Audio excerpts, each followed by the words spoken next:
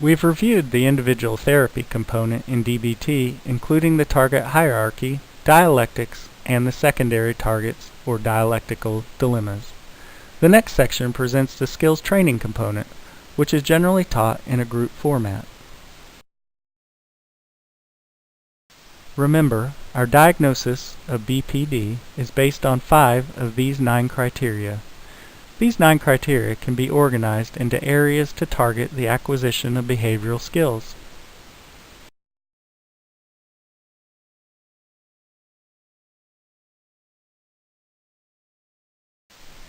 In DBT, borderline personality disorder is conceptualized as a disorder of regulation in 5 systems that are key to survival and healthy functioning. At its core, BPD is a dysregulation of the emotional system.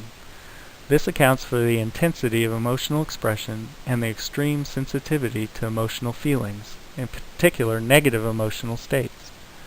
You can see this emotion dysregulation expressed directly through the criteria of mood instability and intense anger. Emotion dysregulation also sets up dysregulation in other areas. Interpersonal dysregulation includes chaotic social supports and environments, as well as fears of abandonment. Behavioral dysregulation includes impulsivity and parasuicidal behaviors that are often seen as ways to regulate emotional states, at least temporarily. Self-dysregulation includes problems with identity and feelings of emptiness. And finally, cognitive dysregulation includes dissociation and paranoia. Skills training is divided into 4 sections, each targeting a different system. The skills are a crucial component of DBT. By framing dysfunction as a skills deficit, the blame and stigma that clients so often feel and believe is reduced. It also instills hope, because a lack of skills can be rectified by teaching skills. We continually remind clients that they are doing the best they know how, and that they have to keep doing better. The amount of improvement we have seen in clients after they've learned the skills is truly amazing.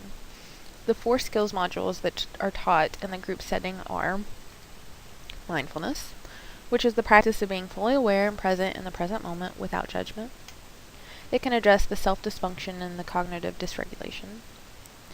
Distress tolerance, how to tolerate pain in difficult situations without making the situations worse until emotions decrease, which addresses behavioral dysregulation. Then we have interpersonal effectiveness, how to ask for what you want and say no while maintaining self-respect, relationship with others, and getting what you want and need. Here we reduce interpersonal dysregulation. And finally, emotion regulation, how to change the emotions or their intensity that you want to change, which applies to emotional dysregulation. Mindfulness might be seen as one of the most fundamental skills in DBT, and life in general. In our groups, we put it in between every other module. So we have mindfulness, then emotion regulation. Mindfulness again, then distress tolerance, then mindfulness, etc., etc. That's how important it is and how necessary it is to maintain frequent practice. Having a strong core in mindfulness permits the understanding and awareness needed to use all the other skills. Without being able to slow down and attend to the present moment, it is very difficult for clients to notice their emotions and emotion regulation, for instance, or realize their distress has increased during distress tolerance. There are an array of mindfulness exercises that can be found in several therapies, such as acceptance and commitment therapy or mindfulness-based therapy for depression. We teach mindfulness skills with an emphasis on developing wise mind, which we'll focus on in this presentation. One of the main goals of mindfulness, and indeed the ultimate goal of DBT, is to develop a balanced approach to thinking and reacting to the world around us. Toward that end, we start the mindfulness section with a discussion about 3 states of mind. Stated differently, there are 3 ways that we can see and react to the world. On one extreme is a rational mind. This part of us approaches the world rationally and logically. We have many descriptive terms to demonstrate this side of us. It is the cold, distant, unreactive side of us. It is the fundamental ability to problem solve and plan for the future. For instance, if we have $300 for the month, but $450 in bills to pay, we rely on our rational mind to come up with a plan to make ends meet. It often involves developing alternative plans and then coldly and calmly weighing the pros and cons of each specific plan before settling on a solution. At its best, this side of us helps us save money, delay gratification, and generally shape our future. Too much reliance on this side can make us seem distant and uncaring, or it can make us anxious and lack spontaneity. Sometimes, when we are encouraging people to adopt more of a reasonable mind, individuals with BPD are worried that we are asking them to become robots without feelings and joy. It's important to convey to them that we are looking to strike a balance in our way of thinking, rather than asking them to remove emotion. Opposite the reasonable mind is the other extreme. We call this the emotion mind. This is the reactive side of us. We describe it to people as hot, quick, and reflexive. This is the side of us that responds to the world based on the way we're feeling inside. Along with an emotional feeling, almost always, there is an urge inside of us to react. This is an important part of us and necessary to navigating the world around us. However, patients with BPT often feel they are at the whim of every emotion that passes through their body. They are impulsive and feel the emotional mind has been largely responsible for their suffering.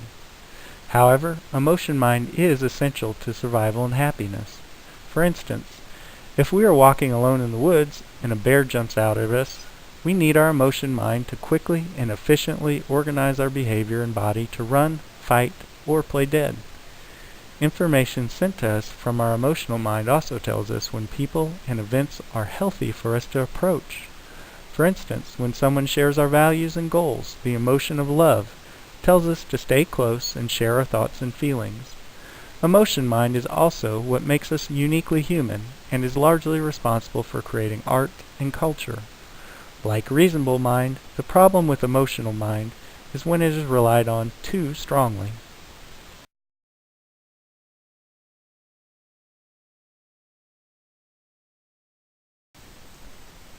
Wise mind is found at the intersection of one's emotional mind, animalistic, raw, and hot, and one's rational mind, robotic, logical, cold.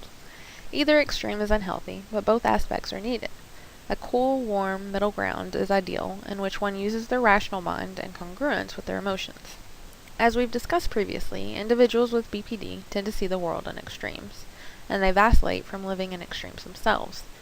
An overarching goal of DBT could be said to always seek the middle. The concept of wise mind nicely illustrates the idea of the middle path. It is the center of all the dialectical dilemmas, and shows how we don't want to invalidate or completely disregard either side, but instead to incorporate both for the wisest decisions. Again, this gives us a language to use with clients to determine if they're making choices from their wise mind. The second module of skills training is distress tolerance, which is the ability to get through a crisis without acting impulsively.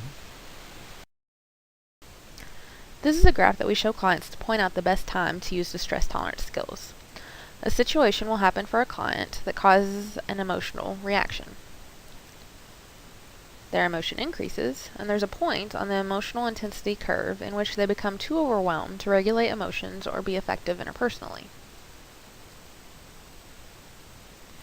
At this crisis cutoff point, we teach clients to use distress tolerance skills in order to survive the moment without making it worse.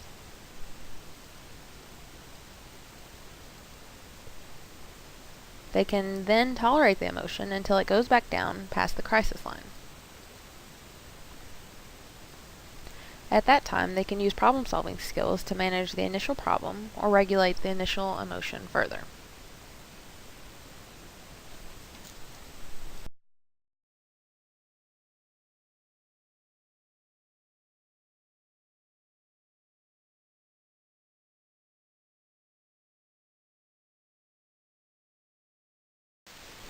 The first series of distress tolerance skills are referred to as the TIP skills.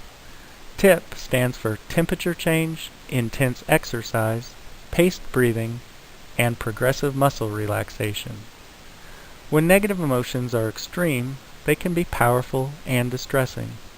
Often, the distress is felt at a physiological level, such as painful feelings in the gut or extreme tension in the muscles and face. Sometimes negative emotional states produce more of a psychic distress, such as when shameful thoughts and condemnation run through our mind. The tip skills offer patients a concrete way to change their physiological state so that sensations associated with negative emotions are relieved. There are several other series of distress tolerance skills that can be helpful, but the tip skills are best for immediate relief from overwhelming negative emotions because they tap into the physiological states that are producing the aversive sensations. The T in TIPS stands for temperature. Individuals with BPD are taught that holding ice in their hand can create a powerful pain sensation similar to cutting, but without the damage to their body. Another way that relief can be felt with temperature change is by placing a bag of ice water on your forehead and eyes. This technique relies on the dive reflex, which all mammals have to presumably protect them when they fall into water. The dive reflex is an automatic process that causes your blood pressure, pulse, and respiration to decrease when the face is exposed to cold water. We teach patients that this can be especially helpful when their thinking is being distorted by their negative mood state, such as when they lie awake all night worrying. This is referred to as middle-of-the-night thinking. By engaging the dive reflex with cool water to the face, they may experience a more calm state and can see their worries with the perspective that comes from having a calm emotional state. Individuals with cardiovascular problems should consult with their doctor before attempting this skill.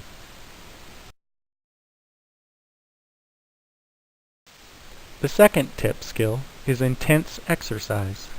Sometimes referred to as a runner's high, individuals experience a relaxed and subjectively comfortable state after 20 minutes of intense exercise that raises respiration and pulse rate. Most individuals have experienced this sensation and can identify with its calming effects. It is important, however, to remind them that relief is usually not felt until after they have exercised 20 minutes and then had an additional 20 minutes after the exercise has taken place. Therefore, you may need to incorporate other distress tolerance skills such as distraction until the runner's high kicks in. The first P in TIPS stands for paced breathing.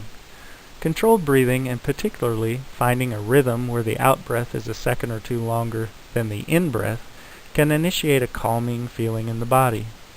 Veterans in particular can relate to this technique because they're often taught paced breathing as a technique to relax their body to improve their target practice. Additionally, they may be taught paced breathing as a way to remain calm and focused in a combat situation. There are many online apps that can be found that will measure your natural breathing and then suggest a certain pace for inhalation and exhalation in order to obtain maximal benefit.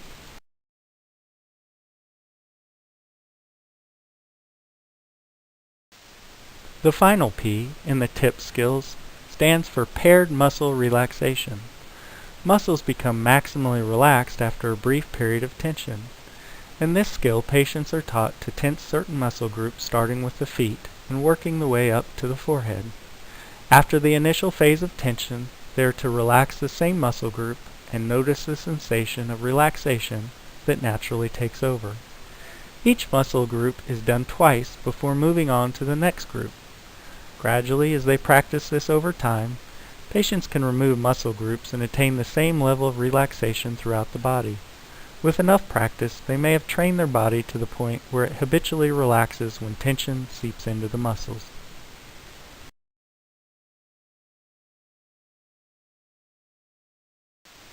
When you've reached the crisis point of emotional dysregulation, think TIPS for distress tolerance. As mentioned earlier in the presentation, where the criteria of BPD were reviewed, the hallmark symptom of BPD is mood reactivity and dysregulation. Patients may feel as if they are a rudderless ship in the midst of an emotional storm, unable to right themselves against the waves of negative feelings that wash over them. Many individuals' emotional systems are exquisitely sensitive due to exposure to trauma or invalidating emotional environments, others due to genetic differences, and often the cause for emotion dysregulation is a combination of both. Regardless, it is unfortunate that in school or home life growing up, most children are not taught basic skills to regulate emotion and reduce their vulnerability to negative emotional states. This skills training module first seeks to teach individuals about the role emotions play in leading a healthy life and in adapting to the world's changing conditions. That is to say, before being taught anything else in this module, they are taught to understand what emotions are and why they are important to our survival. Second, individuals are taught 3 basic strategies to regulating their emotions in the long run or developing a balanced emotional system. Often, we first ask them to think of the emotion they would like to change first, and then make a commitment to applying these skills to that particular emotion. Typically, with our patients, they like to either begin with anger or fear. The 3 skills taught are check the facts, which is basically cognitive therapy. However, due to the invalidating environments that these individuals have often been brought up in, it is important that their thoughts not be challenged too intensely. Rather, they are encouraged to look at other ways of seeing a situation to objectively evaluate their ability to cope with negative situations that do occur. Because simply changing thoughts is not sufficient to always change powerful emotions, they are taught a second skill, opposite action, that teaches them to develop an alternative response to an emotion that then results in a lower intensity of the emotion. Finally, patients are taught problem-solving skills for those instances where emotions are giving the important information about situations that legitimately needs resolution. Finally, patients are taught the basic principles of proper nutrition, sleep, and activity level in order to promote a resiliency to negative emotional states. As part of this section, they are taught that developing a valued direction and creating action plans to move themselves in a valued direction is key to building a life worth living. In this presentation, we will only review the portion of this module that relates to understanding emotions and one skill that is central to emotion regulation, opposite action. In understanding our emotions, the central message to patients is that emotions are a necessary part of life. Without them, we would neither survive nor have a life worth living to survive in. We do not want to rid ourselves of emotions, but make them work for us and not against us. Emotions have 3 important functions. First, emotions motivate us to take necessary action and organize our attention and behavior to react to our environment. Take, for instance, fear. When we are fearful, our attention goes only to threats around us. Our body shuts down all processes that are not important to survive the immediate moment and conserves our energy. We become physically faster and stronger, and perhaps most importantly, we don't have to take the time to ponder how to react. In life-threatening situations, we often experience a strong urge to react without having to take the time to problem-solve our way to safety. Another example is anger. When barriers present themselves in life, we often experience anger. Anger provides us with energy and focus, even at the end of a long, hard day, to attack whatever is standing in our way of reaching our goals. The second function of emotions is to communicate and influence others around us. Like it or not, our expression of emotions is hardwired into our body, especially our faces. Because of this, emotion can often be hard to hide, and when another person picks up our emotional signals, most people will have a hard time not automatically responding to your emotional expression. By influencing others with our emotions, whether we like it or not, people will often respond to us in helpful ways. For instance, when sad, people will comfort you or help out in other ways. When angry, people will generally move out of your way. When you're fearful, others will often pick up on your fear and look around to see if they need to protect themselves too. Fear is contagious, you know. The third and final function of emotion is to communicate important information to ourselves. That is, our emotions can often serve as early warning detectors or radar systems to provide us with valuable information not available to our conscious awareness. People have been known to experience inexplicable sensations of fear just before something dangerous happens. or sometimes they may get a sensation of joy when they participate in a group that is promoting healthy values. Thus, their emotions are telling them to participate more in this activity. The problem with this final function of emotions is that emotions can give off false signals. We have to learn to check out our emotions, and more importantly, learn to trust our own ability to check out our emotions so that we can get a sense of confidence in our ability to handle what the world throws at us.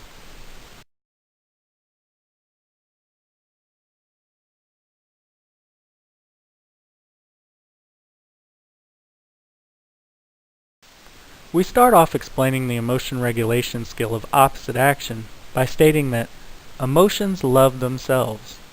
That is, the more you act on an emotion, the stronger it tends to grow. If you want an emotion to go down in the long run, you have to start acting in ways opposite to the urge the emotion is creating inside of you. Patients also need to know that when emotions and the intensity of the emotion that you are feeling is justified by a situation, acting on the emotion is generally helpful.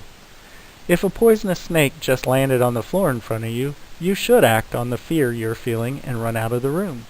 However, if the snake in front of you is made of plastic and you feel fear, running out of the room will only increase your overall fear of snakes. So the first thing we teach people is when emotions are justified and should be acted on. Fear is justified when your well-being is in danger or the well-being of someone you love. Anger is justified when there's a barrier in your way or a goal is being blocked. For instance, someone cuts in front of you and your goal was to get out of the grocery store before your kids get home in 10 minutes. Anger is a special case of opposite action, where even when the anger is justified by the situation, you may want to reduce it because it can cause more problems, such as being attacked by someone else, having guilt over your actions, or even legal problems. The second step with the most opposite action is to identify the urge that goes with the particular emotion you're feeling. With fear, the urge is usually to run or avoid a situation. With anger, it is usually to attack. Finally, you have to act opposite to the emotion and do it all the way for the emotion to go down.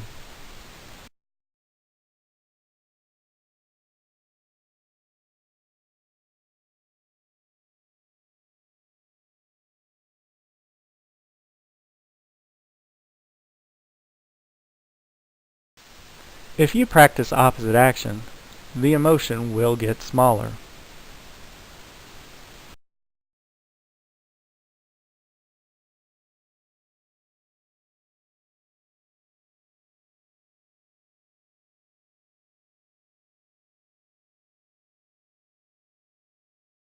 Let's review opposite action for anger and go through the skill step by step. Anger ranges in intensity from frustration at the low end to rage at the high end. You may want to completely get rid of anger, or you may simply need to get the intensity down because rage is almost never helpful. The first step is to ask yourself, when is anger justified, and is it justified in this situation?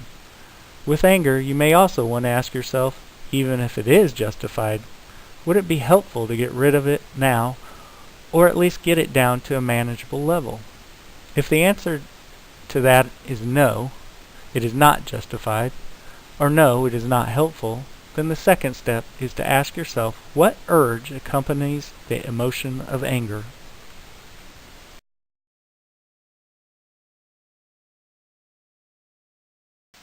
With anger, the urge is generally to attack physically or verbally.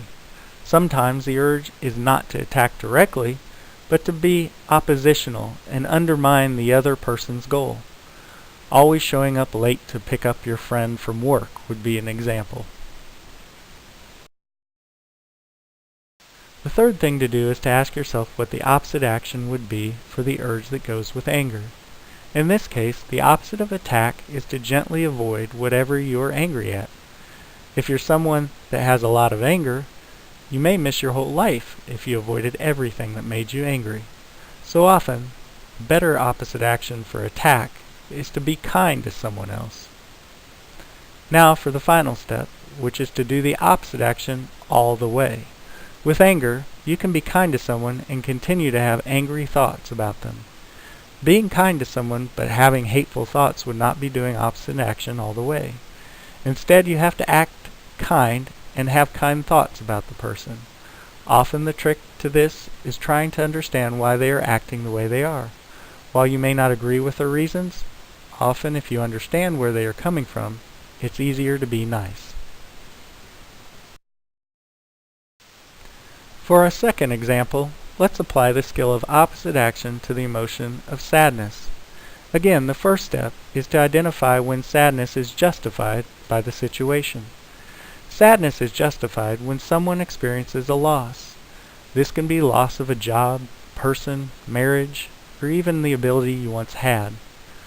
The urge that goes with sadness may initially be to seek out comfort, but over time, sadness will generally make us have the urge to isolate, stay at home, and crawl into bed and never get out. Sadness can be helpful if it influences others to provide support, either emotionally or physically, and to comfort us. It can also be helpful when we have lost a significant part of who we are, and that isolating provides us time to figure out a new plan or course for life. That is, to figure out our new identity without this particular thing and what new direction to head in. Sadness is no longer justified if it is now discouraging others from helping and comforting, or if we're stuck in grief and cannot move forward again in life.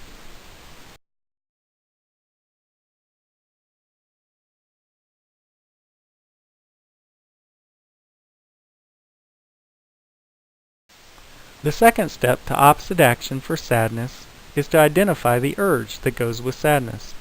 As stated above, the opposite action for sadness is to seek comfort or isolate.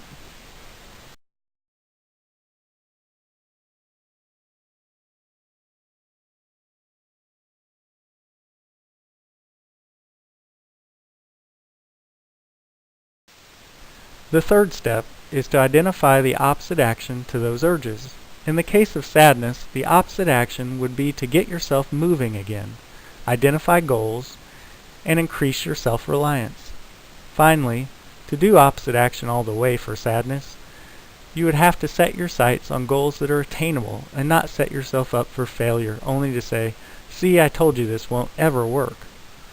All the way opposite action might also include going to more crowded places where you can be sociable.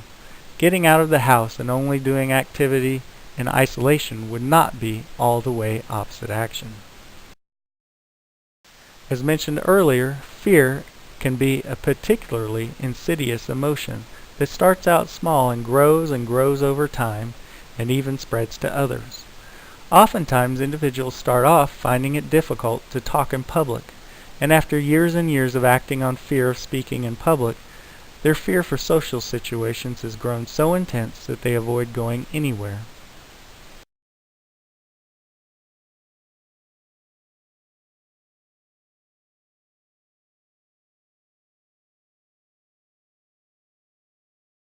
The first step for opposite action of fear is to identify when fear is justified. Fear is justified whenever a situation can harm you or put you and your loved ones in danger. Situations such as combat, dealing with dangerous animals, having unprotected sex, are all situations where fear is justified. However, the most common fears, such as phobias and difficulty with public speaking, are almost always not dangerous. Even in public situations where we believe we will be made fun of or our reputation is at stake, oftentimes feared outcome of participating in the situation is unrealistic. For example, numerous individuals have had embarrassing moments in public but go on to have a healthy reputation and are successful. In fact, it is often the fear itself and our acting out of fear that can be more harmful to our success and reputation in these instances.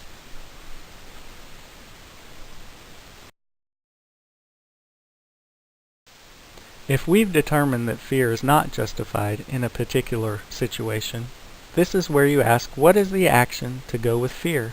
And the answer is almost always to avoid. Either to avoid by leaving or not thinking about a particular problem or situation. In fact, some mental health researchers even believe that worry is a way to avoid thinking about a fear-producing situation long enough to come up with a solution. Now that you know what the action is for fear, the opposite of avoid is to gently or gradually approach the situation that is producing fear. If you fear giving public speeches, start practicing talking to one person each day, and then slowly find ways to build up the number of people you talk to until your fear is low enough that you can move on to giving small public speeches. Finally, in order to make opposite action work for fear, you have to do it all the way. There are many ways people can act like they are approaching a feared situation and still avoid it in their mind. For instance, going into public but never talking to anyone. Worrying about an assignment you have due in a week but never sitting down and writing it. There are all kinds of ways people have learned to halfway approach feared activities.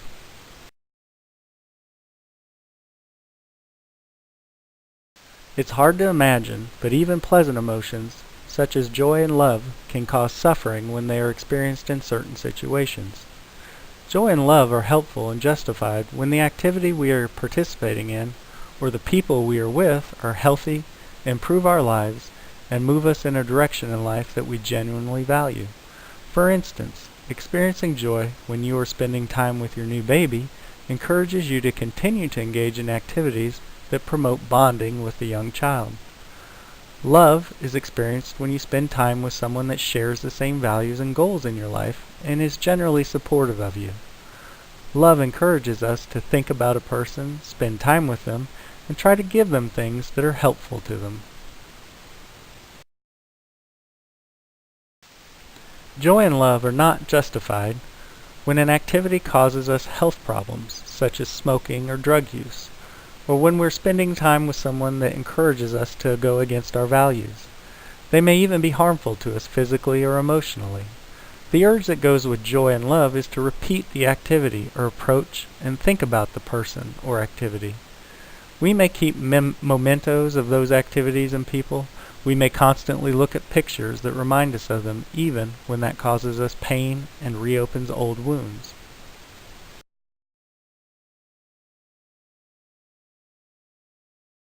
The opposite action for unjustified joy and love is to avoid the activity or person, to put away pictures and reminders where we cannot easily get to them.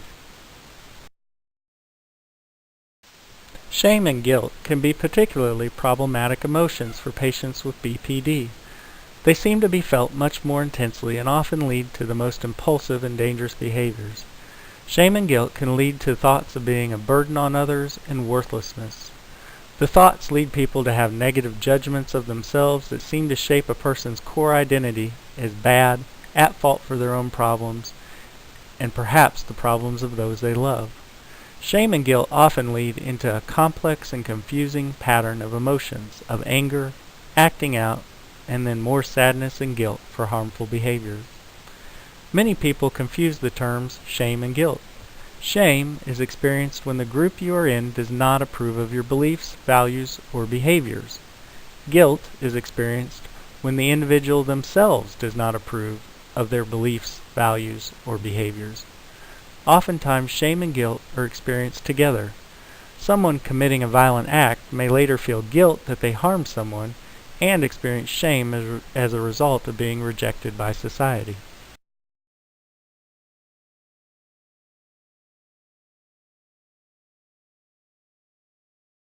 Shame is justified when the group you are in will not approve of your values or behaviors. Shame may be justified even in situations where a person has done nothing harmful or wrong. For instance, people recovering from alcoholism may find it beneficial to talk about their illness and progress they made towards recovery. However, if they come from an overly strict and moral family, it may not be acceptable to discuss this with the family. It may be useful to experience shame if these individuals talk extensively about their recovery at Thanksgiving dinner. Even though they would have done nothing wrong by bringing it up at the dinner table, shame sends the message that their behavior is not acceptable to the group, and hopefully encourages them to find a group where their behavior is accepted unconditionally. Alcoholics Anonymous would be such a place. In fact, AA encourages opposite action for shame and guilt by having people stand up proud and acknowledge they are a recovering alcoholic.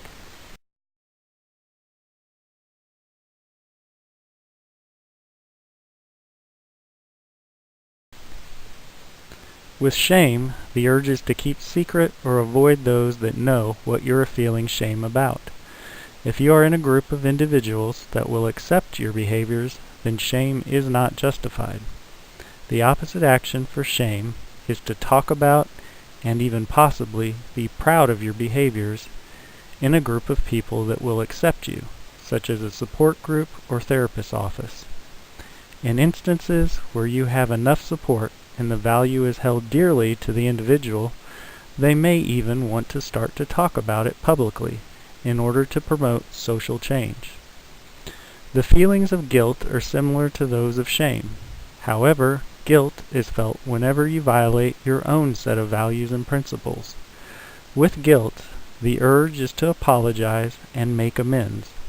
When you have done nothing against your values, or you have already apologized and made amends, the opposite action is to stop apologizing and stop ruminating over the harm you caused.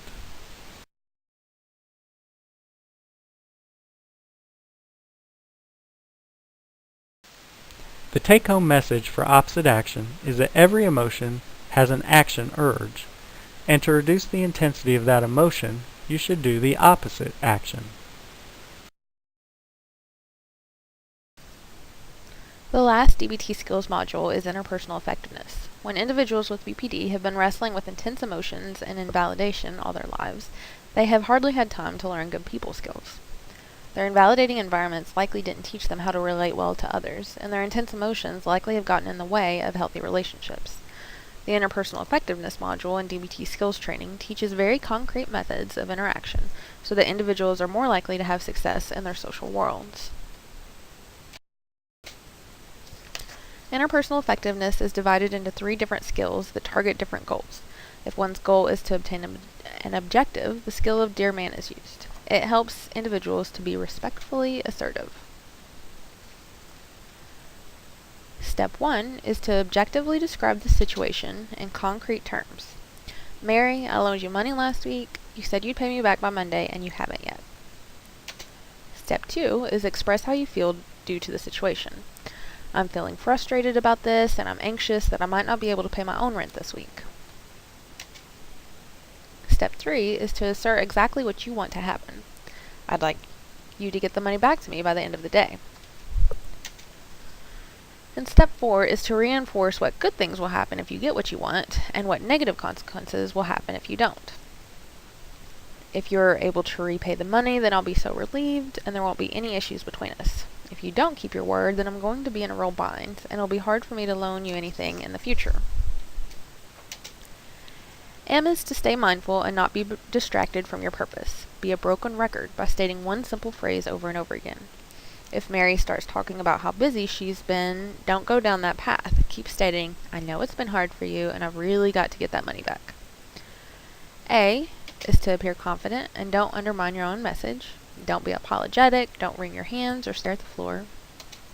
And N is to negotiate so the other person doesn't feel like they're the only ones working towards a solution.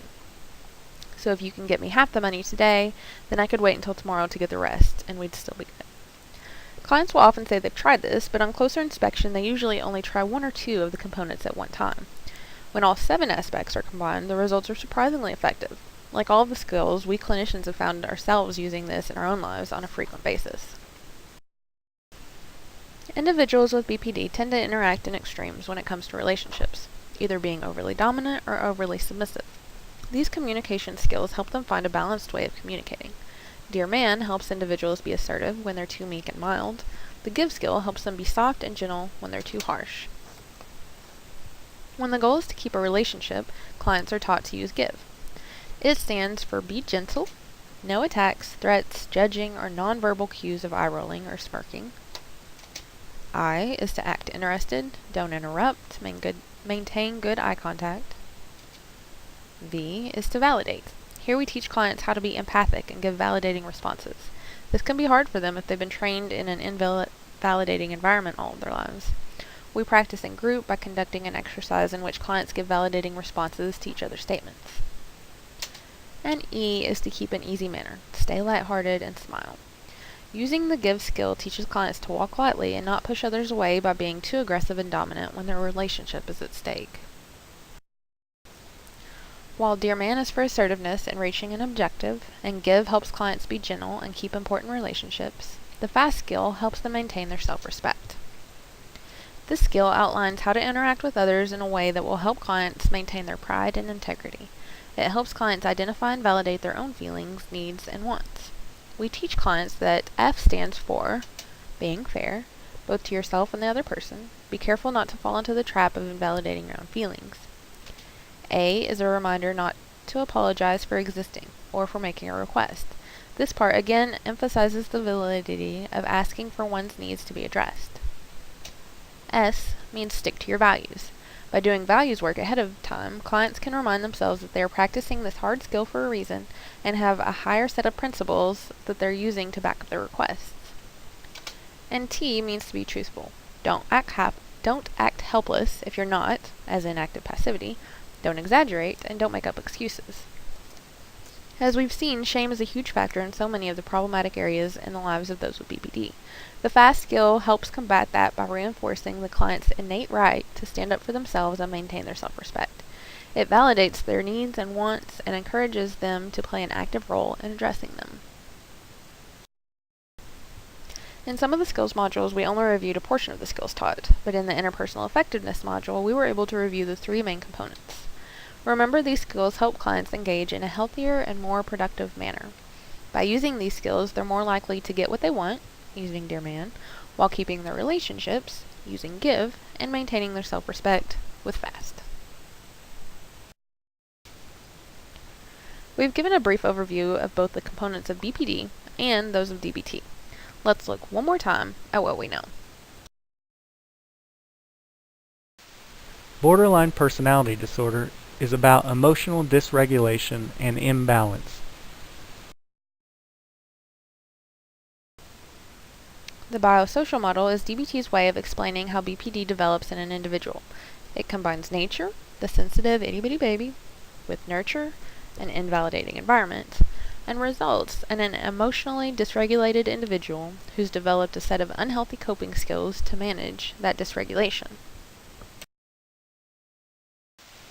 These unhealthy coping skills are seen as the 9 points that the DSM uses for a diagnosis of BPD.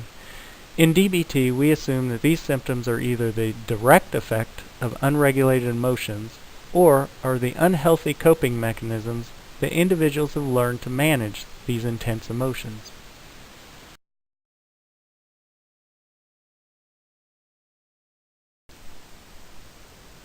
DBT combines acceptance and change strategies to help emotionally dysregulated individuals find balance.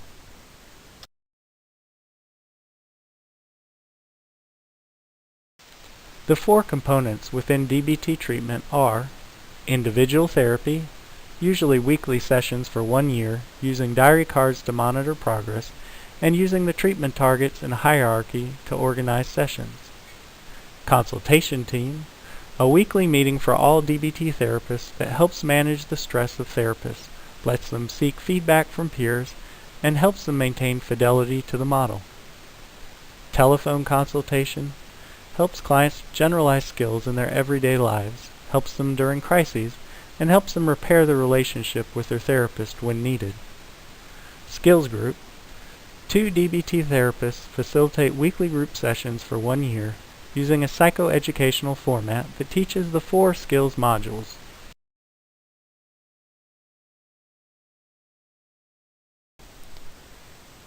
The dialectical dilemmas are also called secondary targets, meaning they are patterns of behavior typically seen in an individual with BPD. They represent the vacillation between extremes. The top 3 are the hot, emotionally underregulated aspects, while the bottom opposites are the cold, over-controlled overcorrections to those behaviors. We have emotional vulnerability, with its fully expressed emotion, flipping over into self-invalidation, in which the individual shames themselves for having any emotion. Inhibited grief is the unwillingness to have emotions or process trauma, which overflows into unrelenting crisis, which then results in even more grief and loss that is stuffed down. And finally, active passivity is seeking solutions to life's problems from the environment in an indirect manner, which then turns into apparent competence, which is the denial that any assistance from the environment is needed at all. Together, these 6 aspects are seen as the dialectical dilemmas. In order to regulate emotions and find balance in life, we believe that clients must overcome their skills deficit. To help with this, we teach 4 skills modules in group sessions: mindfulness, distress tolerance, emotion regulation, and interpersonal effectiveness. Mindfulness skills help individuals acknowledge the present moment without judgment. They provide a working base from which any other skill can be applied. Distress tolerance skills help individuals cope with extremely painful emotional dysregulation without making situations worse. Once they have survived the crest of their emotional waves and they have become more regulated, they can employ other skills to solve problems. Emotion regulation skills teach individuals what emotions are, when and why they are useful, and how to modify them if they are not useful or if they're too extreme. And finally, interpersonal effectiveness skills teach clients how to initiate or maintain healthy relationships. And now we've reviewed it all. We hope that this presentation has given you a brief understanding of dialectical behavior therapy and how it addresses borderline personality disorder. We use all of these metaphors within the presentation with our clients and have found them very helpful. We also use the graphics to visually portray the information to our clients. You are welcome to use any of the material in this presentation in your own work if that would be helpful. You can find further resources and links to the raw material and poster presentations on the following slides. If you have any questions or feedback, we'd love to hear from you. You can contact us at stephanie.johnston@va.gov or stephen.mccandless@va.gov. Thanks for taking the time to watch this presentation. We'd like to send our special thanks to our graphic designer, Kevin Cates, who created all of the images in the presentation for us, and to the South Central Myrick for allowing the project to happen. We also appreciate the expert advice we've received from Dr. Kelly Kerner, and of course we appreciate Dr. Marcia Linehan for initiating this therapy that has improved our own clinical work and most importantly has helped to ease the pain and improve the lives of our clients.